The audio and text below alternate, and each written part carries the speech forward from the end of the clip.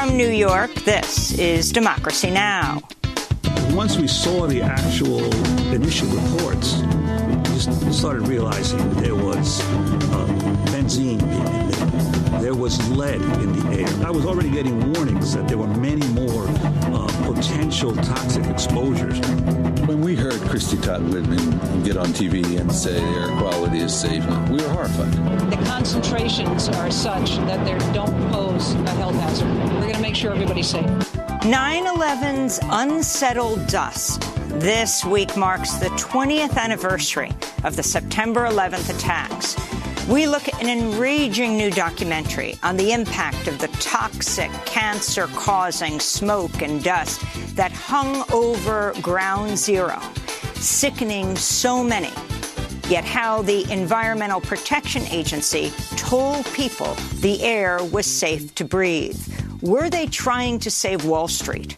We'll speak with Democracy Now!'s Juan Gonzalez, who helped expose the public health crisis despite intense pressure not to. And we'll talk to a student whose school, Stuyvesant High, near the site, reopened before the smoke had stopped burning. We'll also look at how 9/11 responders had to fight for health care justice while they were sick and dying. We'll speak with Joe Zadroga, the father of police detective James Zadroga, who died of a respiratory illness after assisting in rescue efforts at Ground Zero, about how he had to fight to get his illness recognized. Treated him terrible. The department refused to admit that he was sick, and they just persecuted him, and they wouldn't give up. They wanted him to quit. They would send a sergeant to the house to make sure he was in the house, because they were hoping to catch him outside the house where they could discipline him and probably fire him. That's how much they wanted to get rid of him, to say that he wasn't sick. All that and more coming up.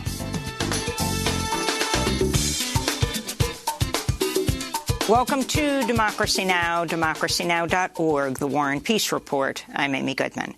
Unemployment benefits for millions of U.S. workers expired on Labor Day after President Biden declined to press the Democratic-led Congress to extend assistance, even as many states suffer their worst surge of the pandemic. An estimated 9.3 million jobless workers lost benefits, along with 26 members of their households who relied on their income. The cutoff of aid came after the Labor Department reported the U.S. economy added just 235,000 jobs in August, a significant slowdown due largely to the spread of the Delta coronavirus variant. The unemployment rate for African Americans rose 0.6 of a percentage point in August to 8.8%. On Labor Day, President Biden met with members of the International Brotherhood of Electrical Workers in Wilmington, Delaware, shaking hands and posing for selfies. Across the United States, at least 1,000 schools in 35 states have canceled in-person classes since the start of the school year, with tens of thousands of students forced to quarantine due to community spread of coronavirus. A disproportionate number of closures have come in the Deep South, where vaccination rates are lowest and public health measures in schools are lax to non-existent. Cases are rising fastest in school districts where students have been back in classrooms for weeks. The U.S. is now averaging over 1,500 COVID-19 deaths and 150,000 positive tests per day. In Idaho, Republican Governor Brad Little said hospitals are preparing to adopt crisis standards of care, with medical workers set to ration care as hospitals fill beyond capacity with COVID-19 patients. In Afghanistan, the Taliban has claimed control of Panjshir Valley, the last holdout of anti-Taliban forces. A spokesman said the Taliban was in the final stages of forming a new government, with an announcement expected shortly. He denied reports of infighting and a power struggle within the Taliban ranks. Meanwhile, attacks on Afghan women are continuing to escalate. Witnesses in the central Ghor province said Taliban militants beat a female police officer in front of her family Saturday before fatally shooting her. In Kabul, protesters and journalists were assaulted Saturday at a rally demanding equal rights. Protesters said Taliban soldiers blocked them from marching on to the presidential palace.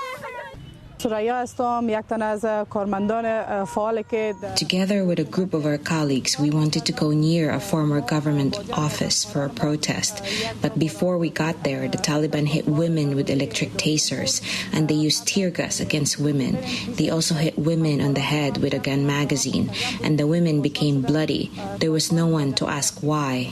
The World Health Organization warns more than 2,000 health care centers across Afghanistan may soon be forced to close, at least temporarily, because their donors are barred from working with the Taliban. This is WHO Regional Emergency Director Rick Brennan. That will be associated with an increase in illness and death, we would expect, and also rolling back the tremendous health gains of the last 20 years. Secretary of State Antony Blinken says the U.S. is negotiating with the Taliban for the safe passage of U.S. citizens, and some Afghans are to leave aboard charter flights. A team of engineers from Qatar is working with the Taliban to restore service to Kabul's main airport. Domestic flights have resumed, but international civilian flights remain on hold due to damage to the airport's radar and navigation systems. The UN World Food Programme has published disturbing new footage of the humanitarian crisis in Ethiopia's Tigray region. The footage, which was recorded in August, showed an emergency food distribution site with supplies being loaded on camels and brought to a remote area of Tigray that had been cut off from aid for months.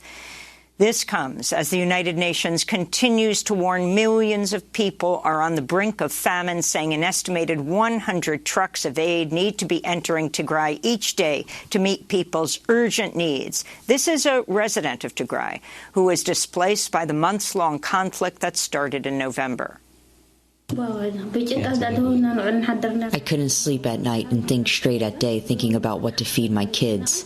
I still think about how to provide for my kids.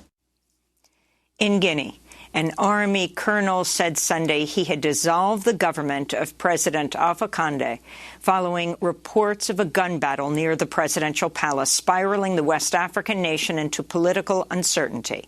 On Sunday, pictures surfaced of Condé in the custody of men wearing military attire. Meanwhile, Guinea government officials have been banned from leaving the country. This is Colonel Mamadi Doumbouya, the coup leader. The committee wants to reassure our economic and financial partners of the normal continuation of activities in the country. Mining companies are asked to continue their activities. The maritime borders will stay open for the export of mining products. The curfew in mining areas is lifted in order to continue producing. Condé was a year into a contested third term. He won after he made changes to the Constitution, allowing him to run for re-election.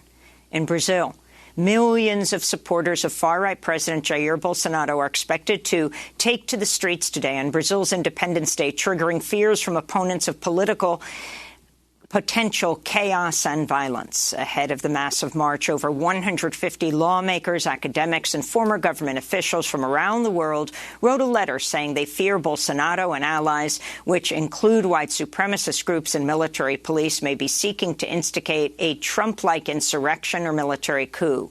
Polls show more than half of Brazilians wouldn't vote for Bolsonaro in next year's election. Their letter read in part, quote, "The people of Brazil have struggled for decades to secure democracy from military rule. Bolsonaro must not be permitted to rob them of it now," it said. Meanwhile, ruling from the Brazilian Supreme Court's expected soon on a case that could determine if thousands of Brazil's indigenous people can reclaim ancestral lands stolen from them. In Mexico, immigration and security forces violently blocked the passage of hundreds of asylum seekers in the southern state of Chiapas who hoped to reach the U.S. for refuge. The caravan was largely made up of Central American and Haitian families. In more immigration news, the Biden administration's once again deporting asylum seekers to Guatemala City by air, marking a possible end to the practice of expelling asylum seekers to a remote jungle in the Guatemala-Mexico border. This is an asylum seeker who was deported to Guatemala last week. For now, we lost, and it's not worth crying over because the trip cost us money. We didn't leave with our own money, but with borrowed money. It's a harsh situation because things are very hard here. We lost. We need to carry on here in Guatemala, take any jobs we can find, because life is hard here. We were unexpectedly deported for wanting to live the American dream. Parts of Louisiana remain underwater more than a week after Hurricane Ida struck as one of the most powerful storms ever to hit the United States. More than 600,000 electricity customers in Louisiana still have no power. The storm's death toll rose over the weekend to at least 63. At least 50 deaths came in the northeastern U.S. as Ida's remnants brought record rainfall and flash flooding. President Biden's visiting storm-ravaged areas of New York and New Jersey today. Nearly 1 in 3 U.S. residents live in a county hit by a weather disaster in the past 3 months. That's according to a Washington Post analysis of federal disaster declarations. The Post reports that 64% live in places that experienced a multi-day heat wave. On Sunday, more than 220 health journals around the world published a joint editorial demanding urgent action to keep average global temperature increases below 1.5 degrees centigrade. In Minnesota, progressive congresswomen of color have joined the fight against Enbridge's Line 3 pipeline, demanding President Biden intervene to halt the project. If completed, Line 3 would carry more than 750,000 barrels of Canadian tar sands oil a day through indigenous land and fragile ecosystems. Minnesota's Ilhan Omar led a rally by the Congress members known as the Squad. They want to prioritize corporate profit over the lives of indigenous women and the future of our planet. Joe Biden promised to be the climate president, and this is his opportunity to follow through. Michigan officials are urging hundreds of families to evacuate their homes near a Detroit area Ford motor plant after 1,400 gallons of gasoline leaked into city sewers. The Wayne County Health Department says there's little risk of an explosion, but residents are at risk from toxic benzene fumes that can cause cancer. In Lakeland, Florida, a former U.S. Marine sniper carrying multiple guns and wearing full-body armor targeted a family apparently at random early Sunday morning, killing 4 people in their own home.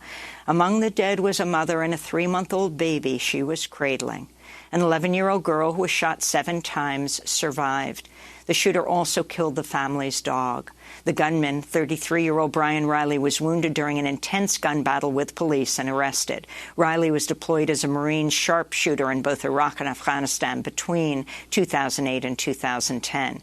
Riley's girlfriend said he suffered from post-traumatic stress disorder. He had a concealed weapon license and was working as a security contractor.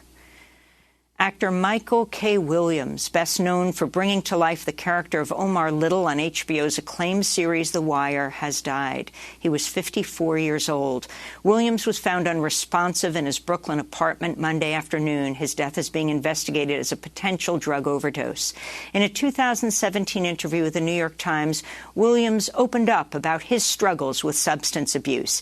He said, quote, "Addiction doesn't go away. It's an everyday struggle for me, but I'm fighting," unquote. And legendary Greek composer Mikis Theodorakis has died at the age of 96. His popular songs and music, including the scores for the movies Zorba the Greek and Z, were banned during the military dictatorship of the 60s and 70s in Greece. And Theodorakis spent much of his 3 years of banishment in a remote village and in prison. And in Mexico City, a statue of Christopher Columbus that was removed last year will be replaced by a statue of an indigenous woman. Mexico City's mayor, Claudia Sheinbaum, made the announcement Monday. It is a great recognition of the 500 years of resistance by indigenous women in our country. This is for them. We owe them and the history of our country, of our homeland. And those are some of the headlines. This is Democracy Now!, democracynow.org, the War and Peace Report. When we come back, 9/11's unsettled dust. Yes, this week marks the 20th anniversary of the September 11th attacks. We look at an enraging new documentary on the impact of the toxic, cancer-causing smoke and dust that hung over Ground Zero, and how the Environmental Protection Agency, were they protecting Wall Street, told people the air was safe to breathe. Stay with us.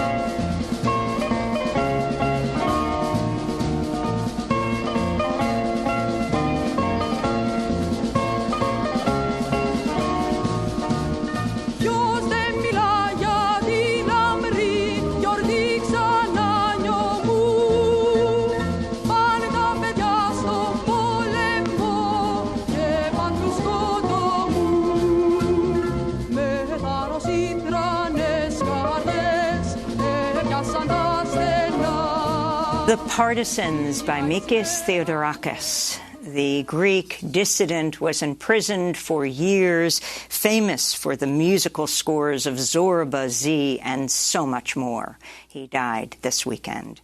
This is Democracy Now!, democracynow.org, the War and Peace Report. I'm Amy Goodman in New York, joined by my co-host, Juan Gonzalez, in New Brunswick, New Jersey. Hi, Juan. Hi, Amy, and welcome to all of our listeners and viewers across the country and around the world. Well, we're going to start with a warning to our listeners and viewers. Today's show includes graphic images and descriptions, some that you may certainly have heard and seen before. Yes, this week marks the 20th anniversary of the September 11th attacks on the World Trade Center towers in New York City and the Pentagon in Washington, D.C., that killed nearly 3,000 people. We'll never know exactly how many people, because those who go uncounted in life go uncounted in death, perhaps the undocumented workers around the area.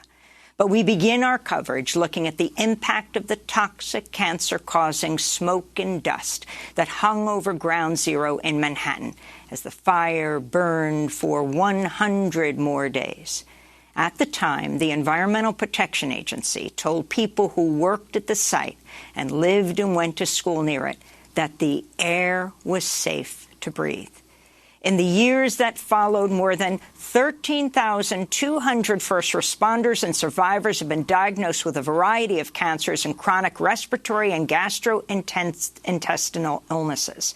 At least, close to 1,900 first responders, survivors, and workers who recovered bodies and cleaned up the wreckage have since died from illnesses, many of them linked to their time at Ground Zero. For the whole hour, we're looking at an enraging new documentary that exposes the massive environmental and public health crisis caused by the 9/11 attack, and how politicians and the EPA head, Christine Todd Whitman, the former governor of New Jersey, put Wall Street's interests before public health in the aftermath. It also shows how 9/11 responders and survivors had to fight for health care justice while they were sick and dying, going to Washington scores of times in wheelchairs, on crutches, with oxygen. Yes, tons of toxic dust fell on New York City 9/11. While concentrated in the 16-acre disaster site, wind carried the chemical contaminants throughout the city of Manhattan, Brooklyn, Queens. This is the trailer for the new documentary, 9/11, Unsettled Dust.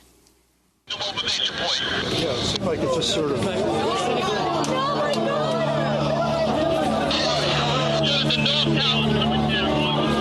Go this way.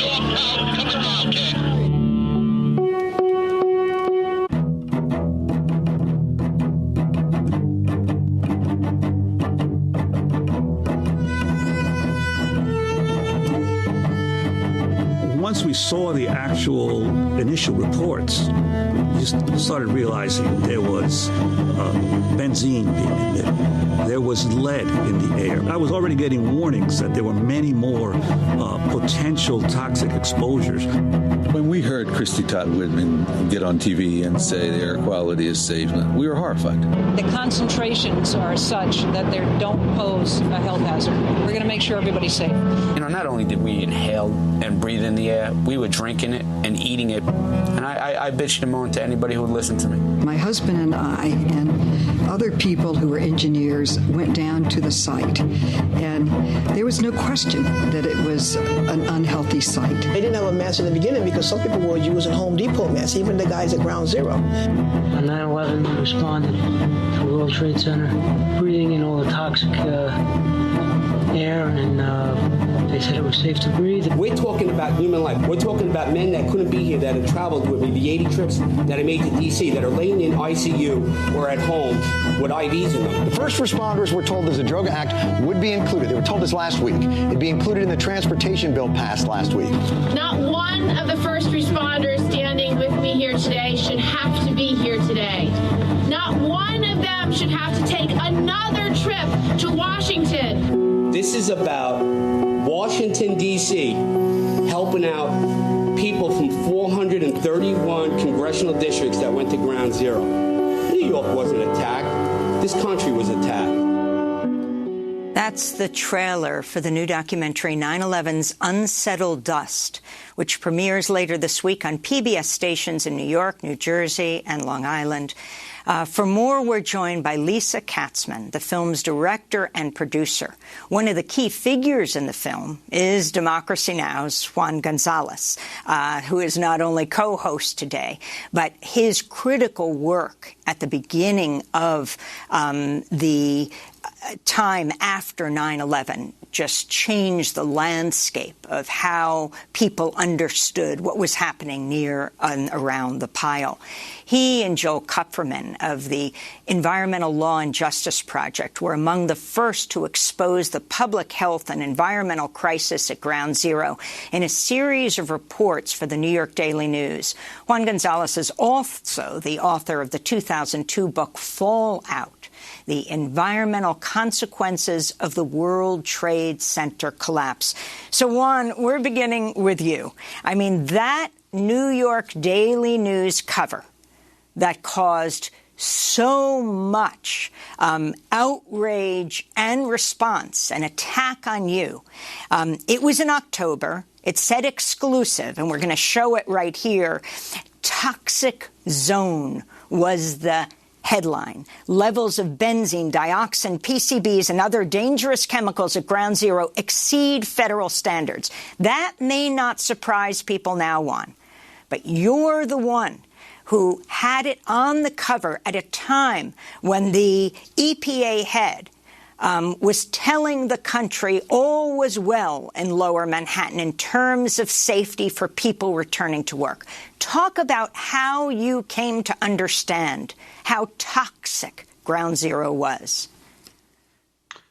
Well, Amy, I actually had started, I did an article about less than 3 weeks after the attack on the World Trade Center on September 28th, which began to talk about the high levels of asbestos that Joel Kupferman had discovered in his own independent testing that he had done around Ground Zero, even as far down as Battery Park. And very high levels of asbestos and of fiberglass, which ended up being actually responsible for much of the scarring of lungs that many of the first responders and other people downtown had. And so I'd actually done 2 articles before that big front page story. But then, of course, as Joel was able to get even more public records requests on health testing that had been hidden from the public, that big October 26 article, as I recall, was the one that laid out those findings.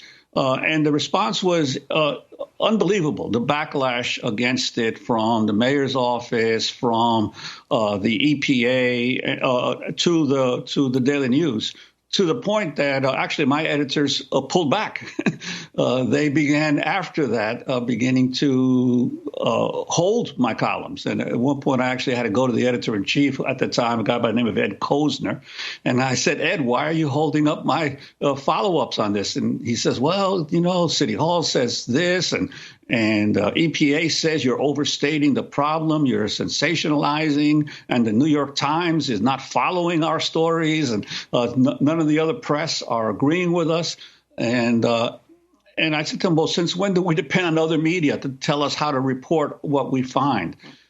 So it became clear that the paper had been cowed by the federal and the city government. So I said to Kozner at the time, I said, Ed, you don't really know me. You just got here about a year ago, and I don't know you. So this is what I'm going to do. You run the paper. You're in charge of the paper, and I'm in charge of my column. So I'm going to keep writing about this issue because I don't want it on my conscience that 20 years later, people are going to start getting sick and dying because we didn't warn them of the potential health effects here. So I'm not going to stop writing about this. And the paper did end up killing some of my columns, but they ran most of them at the back of the page, at the back of the paper. My only mistake was believing that it would take 20 years for people to get sick. It actually took far less. It took about 5 years for the deaths and the severe illnesses to really become apparent. And by then, the paper had a new management, new editor. And then the editorial board embarked on a campaign to reveal the deaths and the illnesses that were occurring. And eventually it won the Pulitzer Prize. The Daily News won the Pulitzer Prize, the editorial board, for its coverage of the health effects, the very health effects that 5 years earlier it had tried to squash.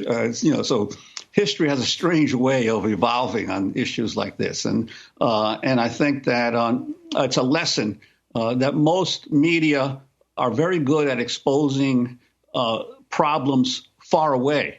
The closer the problems get to home, the more difficult it becomes to expose them.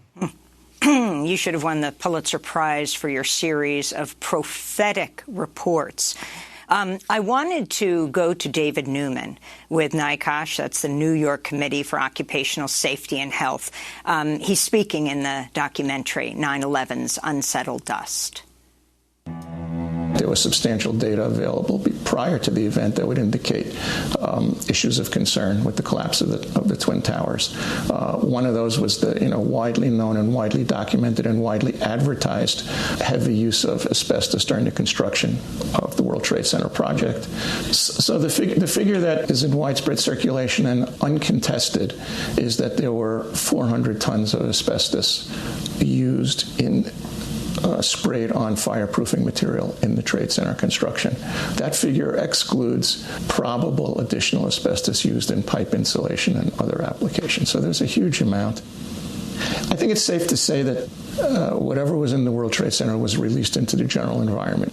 Nothing disappeared. Nothing disappeared. Whatever was inside the World Trade Towers became what we breathed. That's David Newman with the New York Committee for Occupational Safety and Health.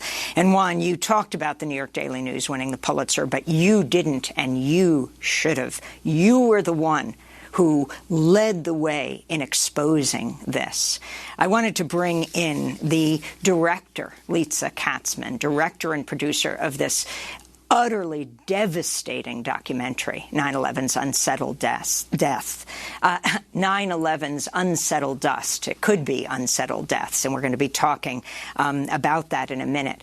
But talk about why you chose to make this film and the significance of a crusading reporter like Juan Gonzalez and others who were putting out this information, going against the financial establishment. Let's remember who the country's mayor was at the time, Rudy Giuliani, the Environmental Protection Agency administrator, who now says, okay, maybe she made a mistake. She dreads the 9/11 anniversary because of this. Christine Todd Whitman saying everyone back to work. Well, it's an honor to be on the show, and hello to both of you. Hi, Juan. It's good to hear you report on those first stories that you did again. Yes, the reason that I was drawn to make the film is I'm a member of, I live downtown. I live 4 blocks from the World Trade Centers and then what became Ground Zero. And I witnessed the recovery, the rescue and recovery effort through looking through my living room windows at it over a number of months. And it was very evident. Fortunately, at the time, I had a teaching job upstate, so I was not in my apartment on a full-time basis. But to anybody that lived here, who spent any time here or near downtown Manhattan, it defied one's senses and common sense to imagine that this wasn't a horrendously, off the charts environmental disaster.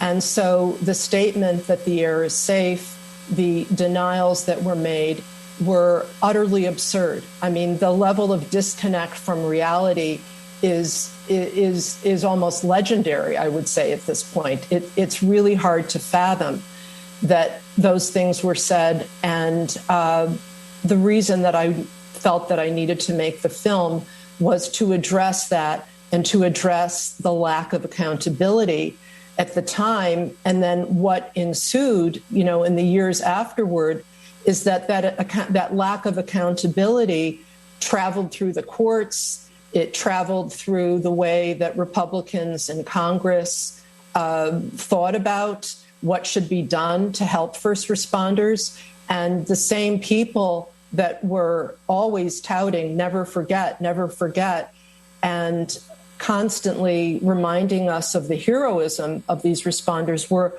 unwilling to do anything to actually help them.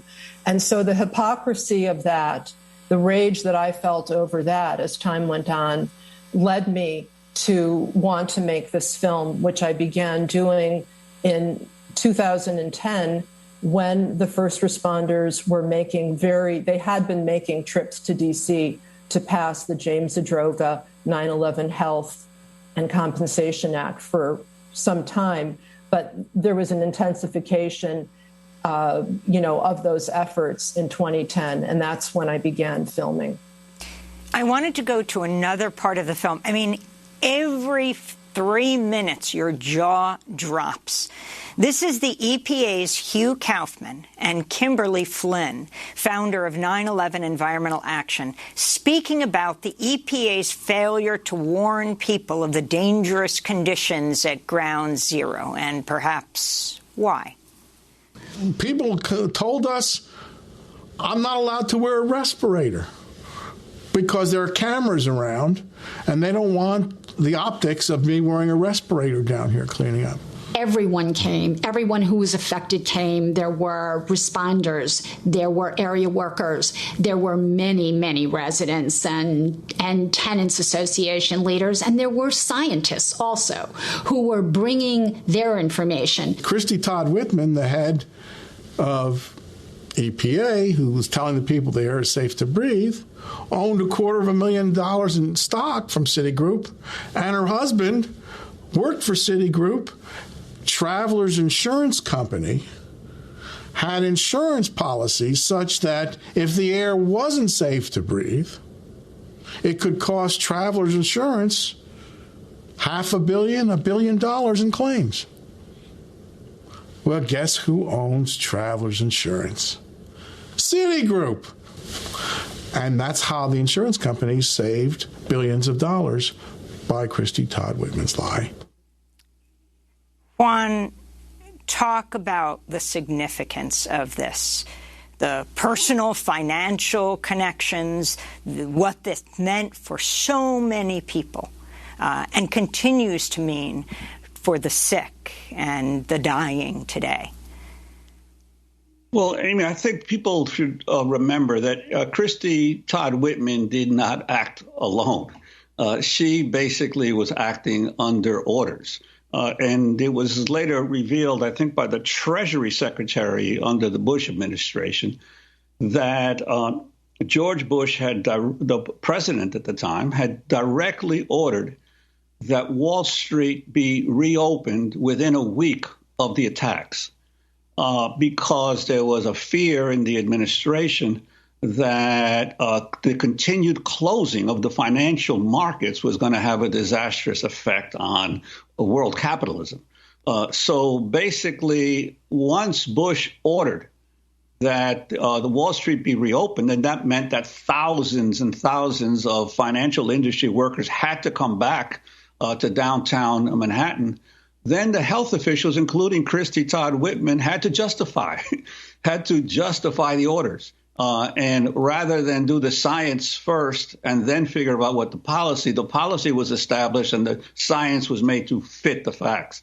It was later revealed by the EPA's Inspector General report that the White House, the head of the environmental policy at the White House, a guy by the name of James Connaughton, had actually rewritten the press releases that the EPA was putting out to downplay the health impact. So this was a direct order from the White House to get Wall Street back up and running. And the rest of the population of lower Manhattan basically, in essence, were collateral damage to that policy. This is President George W. Bush's EPA Administrator, Christine Todd Whitman, testifying at a 2007 congressional hearing on whether the federal government's actions at the 9/11 attack sites at the Pile violated the rights of first responders and local residents. I got a call from the White House a day after from the Office of the Economic Advisor, which is not surprising. They're concerned about the economy of the country, reminding me of the importance of Wall Street, of opening the stock market. I indicated that until that building was cleaned, until it was safe, it would be inappropriate, and that's the last I heard of that. It was cleaned, it was safe, as you have heard from Mr. Henshaw, for them to go back in, and they were allowed back in. Was it wrong to try to get the city back on its feet as quickly as possible in the safest way possible? Absolutely not. Safety was first and foremost, but we weren't going to let the terrorists win. We weren't going to let the terrorists win. During the hearing, Whitman was questioned by Florida Democratic Congressmember Debbie Wasserman Schultz. The EPA did have the ability to take over the site at the point that they felt that, and that is under Presidential Decision Directive 62, Emergency Support Function 10, and the National Contingency Plan under CERCLA. The EPA could have taken over control of the site from the city as the lead agency if they felt that the city was not properly protecting their workers. So they certainly had the ability to do it, and you chose not to. So if you are saying that the law wasn't structured in New York to allow you to do that, then why didn't EPA step in and take over? Congresswoman, as you know, EPA would have, under certain circumstances, had the authority to take over the site. What had to be proven in order to invoke the CERCLA, the Superfund Act, substantial and imminent danger. And the readings that we were getting and this was relative to the overall area, I'm talking more about outside of the Pile, were not indicating that. And we were working in a collegial fashion with the city of New York. Again, as far as the workers on the Pile, we were tasked by OSHA to do by FEMA, to do the health and safety monitoring, to monitor the air, and we did that, and then we provided as many respirators. We were not when it tasked comes to substantial and imminent danger, are you talking about immediate death, horrible sickness within weeks? Because mesothelioma, the cancer that is the result of exposure to asbestos, does not manifest itself substantially or immediately. It could be years, but it's almost certain. So how is it that you didn't step in and exercise your authority, given that knowledge, which has been known for years? The gentlelady's time has expired. The witness may answer the question.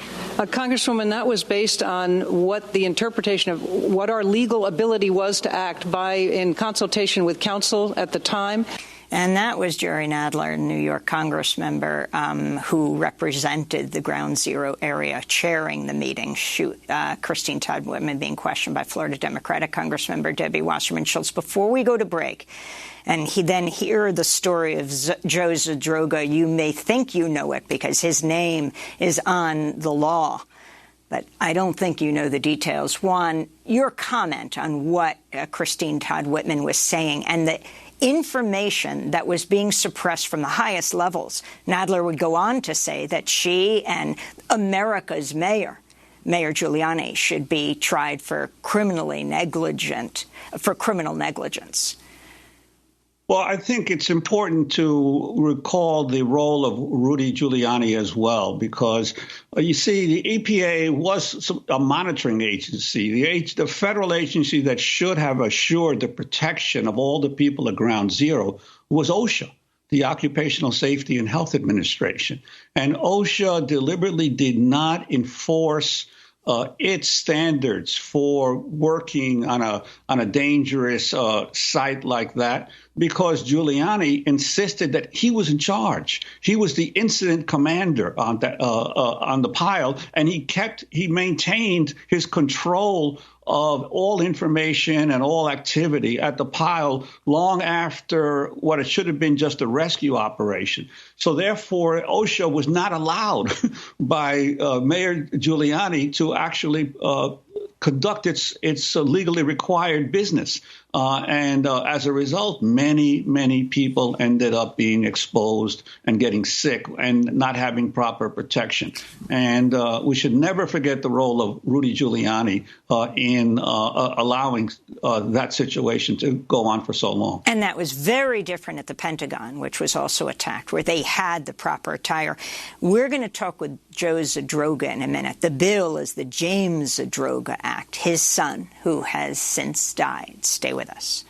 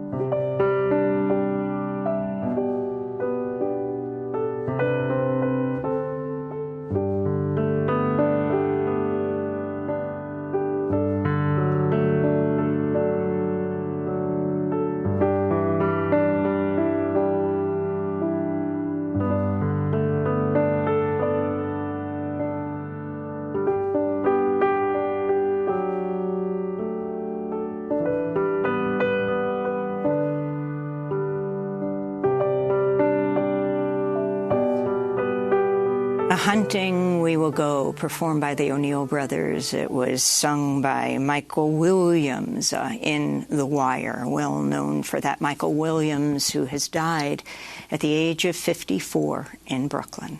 This is Democracy Now!, democracynow.org, The War and Peace Report. I'm Amy Goodman with Juan Gonzalez as we spend the hour looking at the outraging film, 9/11's Unsettled Dust, the powerful documentary following the 9/11 responders and other survivors who had to fight for health care justice while they were sick. In this clip, we hear Joe Zadroga discuss his son James, a 9/11 responder, and then New York Congresswoman Carolyn Maloney.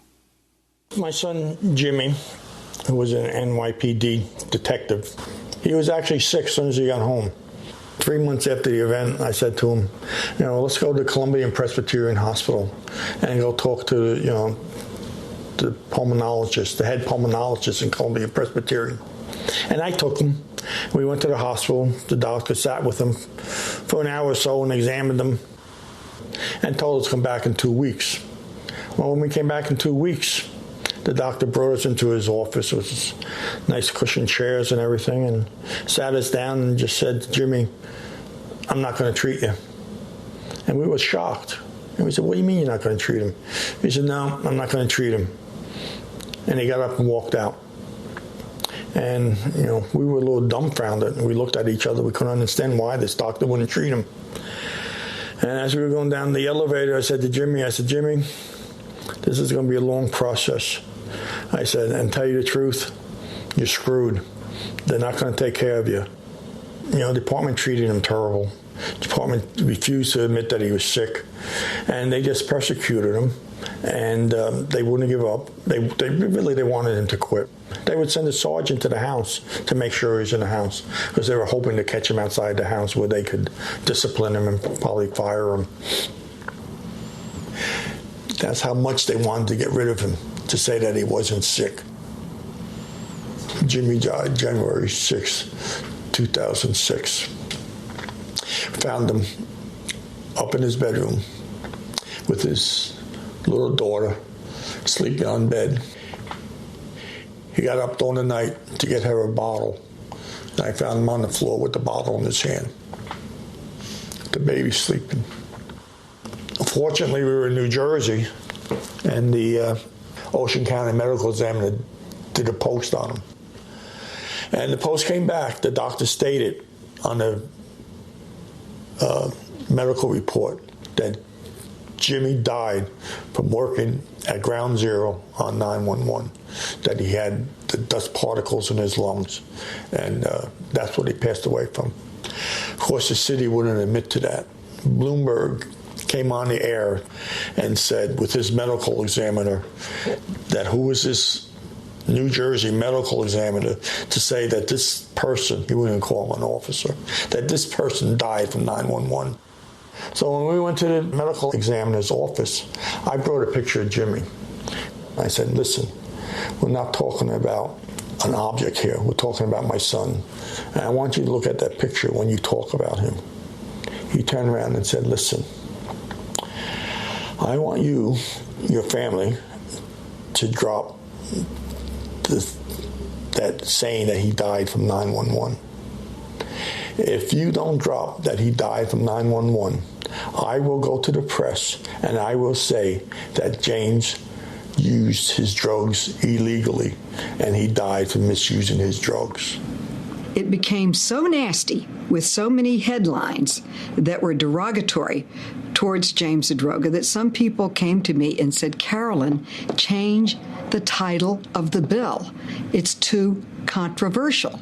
Everyone believes that Zadroga was a dope addict.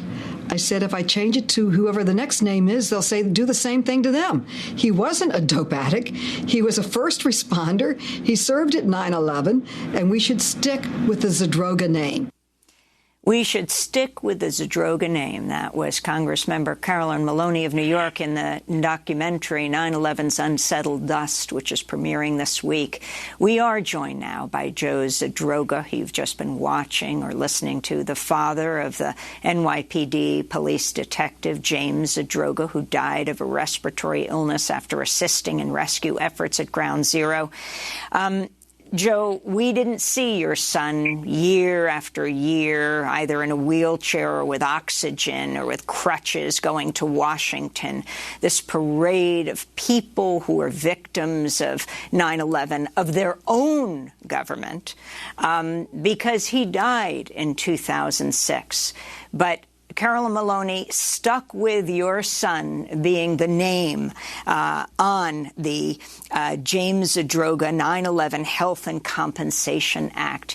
Can you talk about what this means to you and who is covered and what you went through at the end trying to get Jimmy help? Well, yeah, we spent 5 years trying to get Jimmy help medically, to the politicians, to the newspapers, to the radio, to the TV stations. Everyone refused to help us. They would deny us access. When he went to the hospital, the doctors would want to treat him. They wanted to treat him, and they said they would take good care of him. He was a 9/11 responder. They'd take good care of him. And then 2 days later, they discharged him. Obviously, it was from the. It wasn't from the doctors. It was from the administration, from the hospitals, telling them to get him out and let him go home and die. More or less, that's what they were saying. And we went on for 5 years trying that. I mean, we went to everybody, and it was very frustrating, and it took a toll on the family. Took a toll, obviously, on Jimmy. Jimmy felt that they just let him out to die, more or less. The police department wouldn't do anything for him. As it said previously, they were trying to get rid of him. They wanted him to go out on a general disability just to get rid of him. And I told Jimmy to refuse a general disability. That was definitely a job-connected injury, and to stay for the fight. And we stayed for the fight. And eventually they did let him out on a job-related injury. They didn't say it was directly resulted from 9/11, but they let him out. And more or less, they just wanted to get rid of him. And that's how it went. And he was on oxygen. I mean, to sit and watch your child who was a healthy 30-year-old man deteriorate down to sitting on oxygen 24/7. His wife passed away from the stress of watching him die. In the early part, we did go to one doctor in Westchester. Actually, Jimmy was friends with all the firemen because he worked street crimes citywide, so he used to go to the firehouses to eat. So I just told him to ask the firemen who they go to for their lung problems, and they gave him a doctor in Westchester. And mind you, this was within 3 months after the event. And he went to the doctor in Westchester. The doctor examined him, and after examination, the doctor told him, 3 years you're going to be blind, 5 years you're going to be dead. And he died in 5 years. And our condolences, because even though it was 2006, I know how incredibly hard this is for you on this 20th anniversary, Joe. What is it, 15 years later? Yes, this week marks the 20th anniversary of the 9/11 attacks, and we're spending the hour looking at the massive environmental and public health crisis that followed at Ground Zero in New York, and how politicians from the president to the EPA head, Christine Todd Whitman, the president, of course, Bush, prioritized Wall Street's interests in the aftermath. Another person who knows this story so well is joining us now, Lila Nordstrom. She was a student at Stuyvesant High School in 2001, which is right next to the World Trade Center towers that collapsed. In the new documentary, 9/11 Unsettled Dust, she explains how the school quickly reopened despite health concerns. She also tells the story in her new book, just out, Some Kids Left Behind, A Survivor's Fight for Healthcare in the Wake of 9/11. She's executive director of Stye Health. Lila, welcome to Democracy Now! Still with us, Lisa Katzman, the director of the film. For people to understand what happened at your school after the attack, and how the site was used as you kids tried to go to school. I mean, I think that the thing to understand is that our school wasn't just next to the World Trade Center site, but we were also in the center of the cleanup operations. So we got sent back to school at a time that the neighborhood was not yet open to the public. We went through 5 police checkpoints on our first day of school on October 9th, which is less than a month after the attacks. Our school building hadn't been adequately cleaned. None of the venting had been cleaned. When they actually did clean the venting the following summer, there were inches thick of World Trade Center dust in our school vents. But also the barge that they were bringing all of the debris to from the site that was taking it to Fresh Kills was located right next to our school, thanks to a waiver that was signed by George Pataki, the governor then, that allowed them to essentially place a toxic waste dump next to a public school. And one thing to keep in mind is that our school was also next to BMCC, so we were next to a community college. There were thousands of students that were attending school there in that period, and there were not any safety precautions being taken to protect us as we walked to and from school. The building that we were attending school in smelled like smoke, 24 hours a day for the entire length of time. And we were there for 9 months of the cleanup operations, starting in early October.